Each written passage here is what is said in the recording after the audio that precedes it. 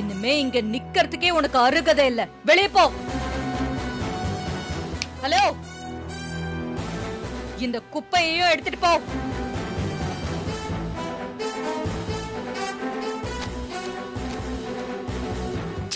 எல்லாம் சொதப்பலாயிடுச்சு.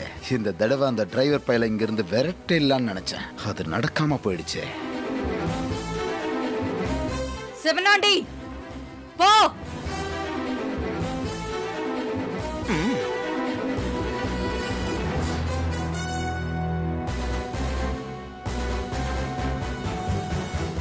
மாப்பிள்ள, என்ன மன்னிச்சிருங்க. நான் கூட சிவனாண்டி அந்த போட்டோவை காமிக்கும் போது மனசுக்குள்ள பயந்துகிட்டே தான் இருந்தேன். நல்ல வேளை நீங்க வந்து சந்தேகத்தை கிளியர் பண்ணிட்டீங்க.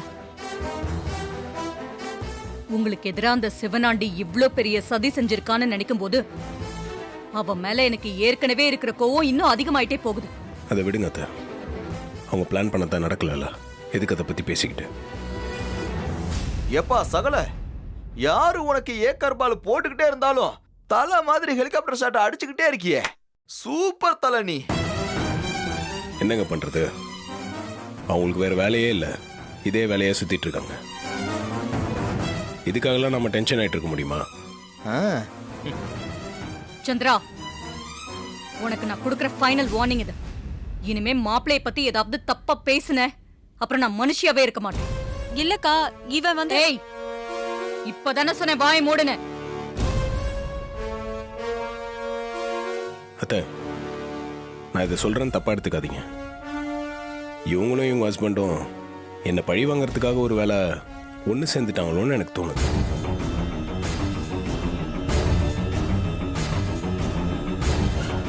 என்ன மாப்பிள்ள சொல்றீங்க?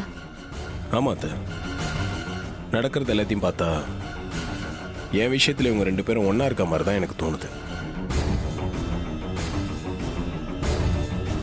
இப்போ கூட பாத்தீங்களா, இவங்க ரெண்டு பேர் மட்டும்தான் எனக்கு அகைன்ஸ்டா பேசினாங்க. அக்கா அக்கா, இவன் தேவையில்லாம என்னையும் அந்த ஆளையும் சம்பந்தப்படுத்தி பேசுறான். அந்த ஆளுக்கு எனக்கு எந்த சம்பந்தமும் இல்ல. எனக்கு நீதான் முக்கியம்னு எப்பவோ அந்த ஆளை விட்டுட்டு இங்க வந்துட்டேன்க்கா. இவன் நமக்குள்ள பிரச்சனையை உண்டு பண்றதுக்கு இந்த மாதிரிலாம் பேசிட்டு இருக்கான். சந்திரா, உன்னை நான் நம்புறேன். எனக்கு நீ எவ்வளவு முக்கியமோ அதே அளவுக்கு மாப்பிள்ளையும் முக்கியம். அதனால இனிமே அவர் மேல சந்தேகப்படாத.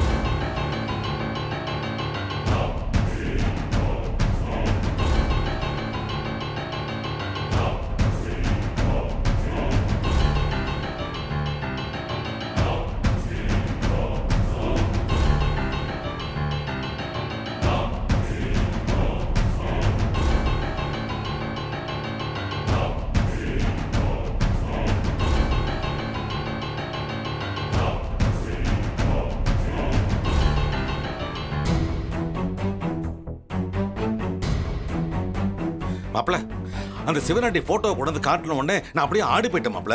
எனக்கு என்ன பண்றதே தெரியல. நல்ல வேலையா மாட்டிக்காம இருந்த மாப்ள.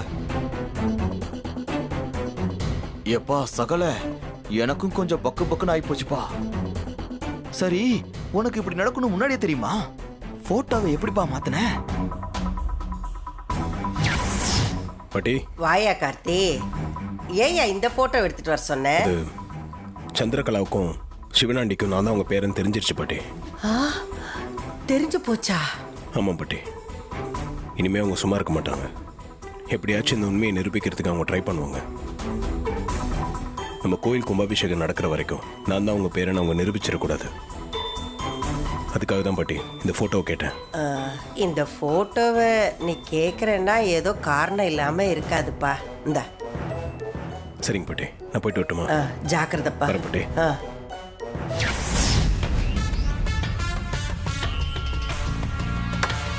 நான் முன்னாடியே இந்த மாதிரி எதனா நடக்கும் தெரிஞ்சுதான் அதுக்கான ஏற்பாடுலாம் செஞ்சு வச்சுட்டேன். சூப்பர் மாப்ள, எங்களுக்கு தெரியாம பல விஷயங்கள் படி எங்களை ஆச்சரியப்படுத்துறீங்க. ஆமா மாமா, சகல நம்ம கூட இருக்கிற மாதிரி தான் இருக்காரு. ஆனாலும் பின்னாடி பல விஷயங்களை செஞ்சிடாரு. சரி மாப்ள, நீ போய் ரெஸ்ட் எடுங்க. சரிங்க. இந்த ட்விஸ்ட் நான் எதிர்பார்க்கவே இல்லை மாமா.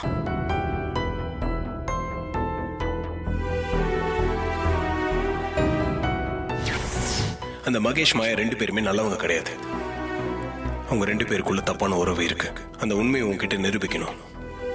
நீ ஒரு தப்பான ஆளை கல்யாணம் பண்ணி கூடாது அப்படின்றது மட்டும்தான் என் மனசுல இருந்துச்சு. மற்றபடி உன்னை கல்யாணம் பண்ணணும்னு நான் நினைச்சது கூட இல்லை.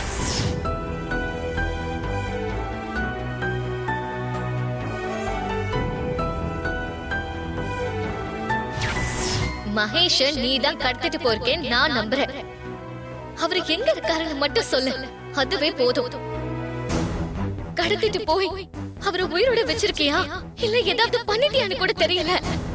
காணாம போன மகேஷுக்கும் எனக்கும் எந்த சம்பந்தமும் இல்ல. தயவு செஞ்சு என்ன நம்பு.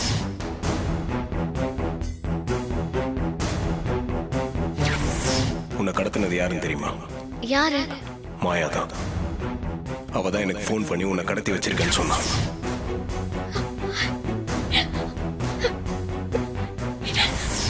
மகேஷ் எனக்கு கிடைக்கலனா நான் ரேவதியை கொன்னுடுவேன்.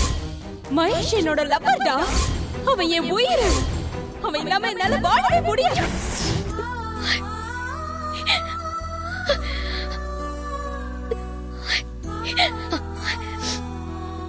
என்னாச்சு? ஏன் அழுதுட்டு இருக்க? இல்ல, நான் உன்னை தப்பானவன் நினைச்சு எவ்வளவு கேவலப்படுத்திருக்கேன், அசிங்கப்படுத்திருக்கேன். நீ சொன்ன எந்த உண்மையும் நான் நம்பல. உன்னை எடுத்தறிஞ்சுதான் பேசிருக்கேன். ஆனா நீ அதெல்லாம் பெருசா எடுத்துக்காம நல்லது மட்டும் தான் பண்ணிருக்க. உன்னை நம்பாம அந்த மாயாவை நம்பி உன்னை நிறைய காயப்படுத்திருக்கேன். ஏற்காட்டுல அவதான் என்ன கடத்தினான்னு நீ சொன்னப்போ நான் நம்பல. இப்பவும் அவதான் என்ன கடத்தி தண்ணி டேங்க்ல வச்சு கொல்ல பார்த்தா. 2 தடவையும் நீதான் என்ன காப்பாத்திருக்க. உண்மையிலேயே உனக்கு பெரிய மனசுதான் ராஜா.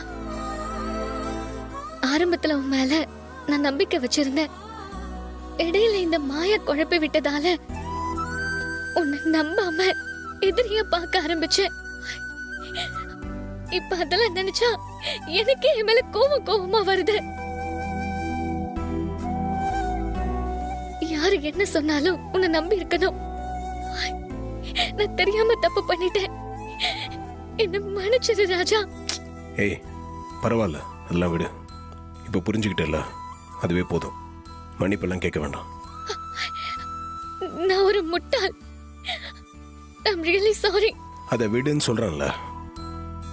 நீ எதை பத்தியும் யோசிக்காத, ரிலாக்ஸ்டா இரு. நீ ஆஸ்திரேலியா கிளம்பி போயிட்டனா அப்புறம் இந்த மாயாவால உனக்கு எந்த பிரச்சனையும் வராது.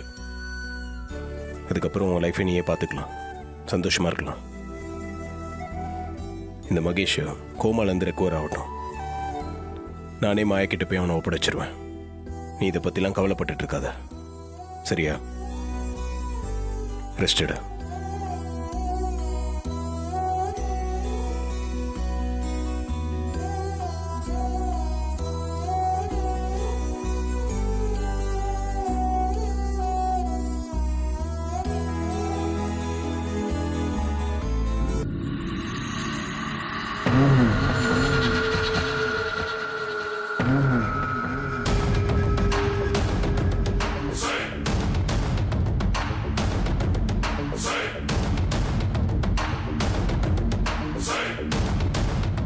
என்னம்மா ஃபோன் பண்ணி வர சொன்னேன்? நாமெல்லாம் மகேஷ் எங்க இருக்கான்னு தேடிட்டு இருந்தோம்ல. இப்ப மகேஷ் எங்க இருக்கான்னு தெரிஞ்சு போச்சு. அப்படியா? எங்க இருக்கான்? அவன் இப்ப ஹாஸ்பிடல்ல இருக்கான். ஏன், என்னாச்சு அவனுக்கு? அது தெரியல. ஆனா அந்த டிரைவர் பையன் தான் மகேஷ் மறைச்சு வச்சிருக்கான். என்னது, ராஜாவா? அவன் தான் மறைச்சு வச்சிருக்கான்னு உனக்கு எப்படி தெரியும்?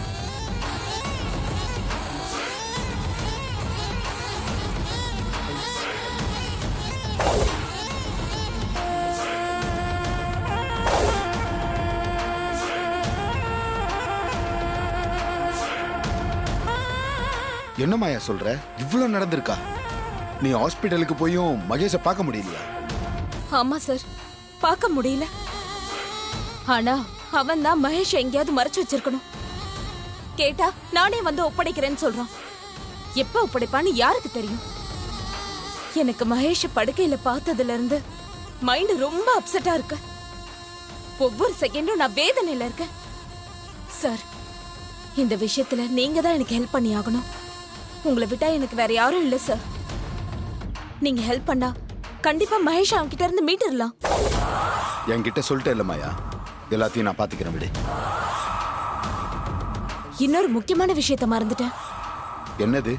ரேவதி 2 நாள்ல ஆஸ்திரேலியா போறாளாம். என்னது? ஆஸ்திரேலியா போறாளா? எதுக்கா? ஏதோ வேலைக்கு போறாளாம். 5 வருஷத்துக்கு திரும்ப வரமாட்டாளாம். வேலைக்கு போறாளா? கல்யாணம் ஆகி கொஞ்ச நாள் தானே ஆகுது, அதுக்குள்ள வெளிநாடு போக வேண்டிய அவசியம் என்ன? அதான் தெரியல. ஆனா அவ ஆஸ்திரேலியா போறது உறுதி. டிராவல் ஏஜென்சி ஆபீஸ்ல வச்சு இத நானே தெரிஞ்சுக்கிட்டேன். புது நியூஸா இருக்கே. சரி, எல்லாத்தையும் நான் பாத்துக்கிறேன், நீ கிளம்பி போ. சரிங்க சார்.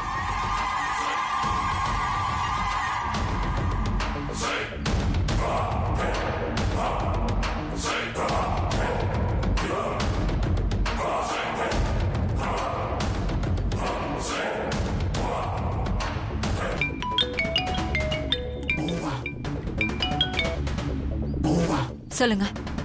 சந்திரா, மாயா வந்து என்ன பார்த்தா. அப்படியா? ஏதாவது முக்கியமான விஷயமா? மகேஷ் எங்க இருக்கான்ற தகவலை சொன்னான். அவன் எங்க இருக்கான்? அவனை அந்த டிரைவர் பையன் தான் மறைச்சு வச்சிருக்கான்.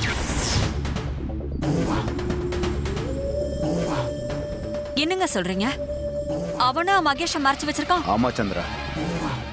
அப்போ ரேவதிய கல்யாணம் பண்ணிக்கிறதுக்காக தான் அவன் மகேஷ மறைச்சு வச்சானா?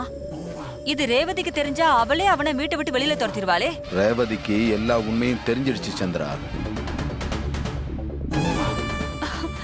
இது நல்ல விஷயம் தானேங்க? அட நீ வேற. நான் சொல்ல வந்தது, மகேஷ்க்கும் மாயாவுக்கும் இருக்கிற தப்பான உறவு ரேவதிக்கு தெரிஞ்சிருச்சான். என்னங்க சொல்றீங்க?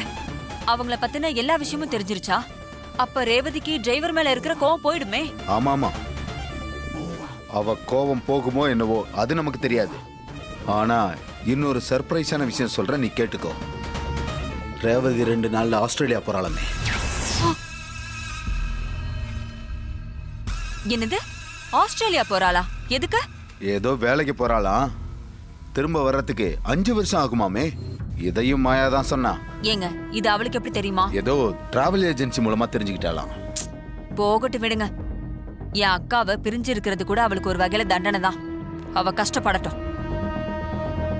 அந்த டிரைவர் பையலும் நமக்கு எல்லா வகையிலும் டார்ச்சர் கொடுக்கறான்ல, அவனும் புது பொண்டாட்டியை பிரிஞ்சு கஷ்டப்படட்டும். சரி சந்திரா, வச்சிடறேன். சரிங்க. நல்ல விஷயம்தான். அவ ஆஸ்திரேலியா போகட்டும், அப்ப தெரியும்.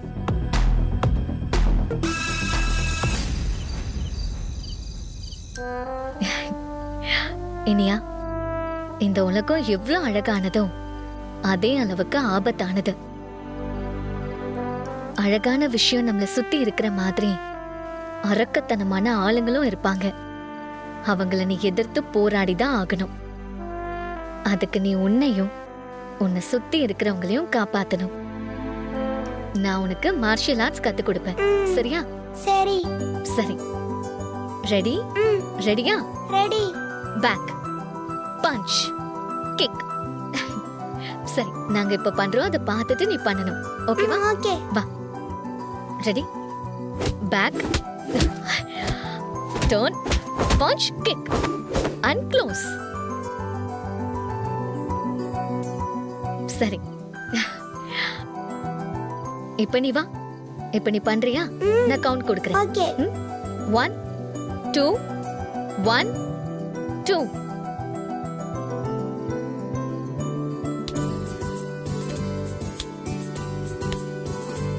கையை நீட்டு. இப்படி, ஓகேவா? இப்படி புடிச்சு இப்படி திருப்பணும். இங்க ஒரு பிரஷர் கொடுக்கணும், ஓகேவா?